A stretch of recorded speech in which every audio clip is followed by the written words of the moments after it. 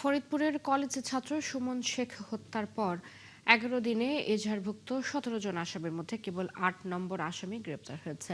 মামলার মূল আসামি সহ অন্যরা গ্রেপ্তার না হওয়ায় ক্ষুব্ধ নিহতের স্বজনরা। এদিকে এই হত্যাকাণ্ডকে পুঁজি করে একটি পক্ষ আসামি ছাড়াও প্রতিপক্ষের বাড়িঘরে হামলা চালিয়ে ভাঙচুর ও লুটপাট করছে বলে অভিযোগ উঠেছে। পুলিশ বলছে বাকি আসামিদের গ্রেপ্তারে অভিযান চলছে। মনিরুল ইসলাম টিটুর তথ্য ছবিতে প্রতিবেদন। গত ২৬শে জুন বিকেলে ফরিদপুরের আলফাডাঙ্গায় বড়ভাগ পূর্বপাড়ায় হামলার শিকার হয়ে প্রাণ হারান সুমন শেখ। পরিবারের দাবি, পূর্ব পরিকল্পিতভাবে সুমনকে কুপিয়ে ও পিটিয়ে হত্যা করে প্রতিপক্ষের লোকজন।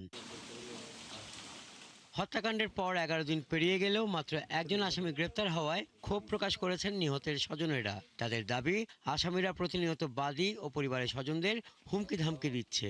পুলিশকে জানিয়েও প্রতিকার মিলছে না। 15-16 জন লোকে ও একটা জাতি রাখছিল একটা মোটরসাইকেলে, আর একজনে বুলাই নিয়ে যায়, কিন্তু পথে তারপরে ওই মোটরসাইকেল গাছ ফেলাইয়ে তারা কুবাইয়ে মারে। এখন পর্যন্ত খুনি ধরা পড়ে নাই। আমার ছেলেরা যারা মারিছে এদের আমি বিচার চাই। আমি এই মামলার বাদী, আমাকে বারবার তারা হুমকি দিচ্ছে যে মামলা তুলে নেওয়ার জন্য, এবং নইলে আমাকে মেরে ফেলবে। এমনকি আমার ভাই হত্যা করার পরেও তারা আমাদের সঙ্গে যারা চলে তাদের কিছু কিছু বাড়িতে হামলা করছে। হত্যাকাণ্ডের পর কয়েকদিনে দফায় দফায় বাড়ি ঘরে হামলা, পাল্টা হামলা ও ভাঙচুর হয়েছে বলে দাবি দুপক্ষেরই। ক্ষতিগ্রস্তরা জানান, এজাহারভুক্ত আসামিদের পাশাপাশি এজাহারের নাম না থাকা অনেকেরই বাড়িঘরে হামলা, ভাঙচুর, লুটপাট হয়েছে। এদিকে নিহতের পরিবারের কেউ প্রতিপক্ষের বাড়িঘরে হামলার সঙ্গে জড়িত নয় বলে দাবি স্বজন ও মামলার বাদী।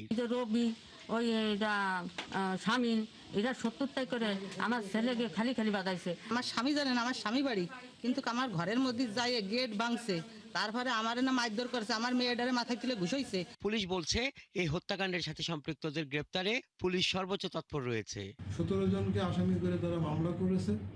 সেই মামলায় আমরা বিরতিহীন অভিযান পরিচালনা করেছি অলরেডি, বা এখনো কন্টিনিউ আছে।